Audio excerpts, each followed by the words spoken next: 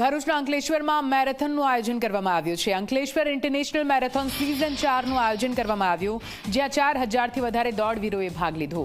21, 10 અને 3 કિલોમીટરની દોડમાં ભાગ લીધો। દોડ સહિત સ્પોર્ટ્સ સહિત અનેક એક્ટિવિટીઝ પણ કરવામાં આવી રહી છે, જેમાં મોટી સંખ્યામાં યુવાઓએ ભાગ લીધો।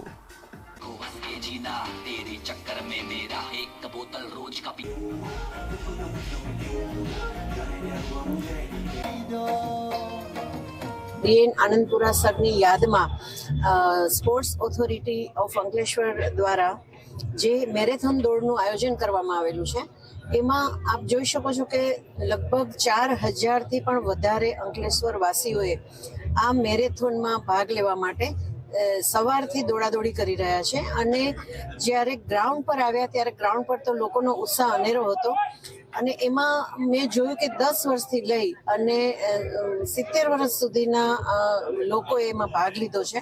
અને આ જે ઉત્સાહ છે એ જ બતાવે છે કે અંકલેશ્વર છે એ દરેક બાબતમાં અવ્વલ છે અને અવ્વલ રહેશે।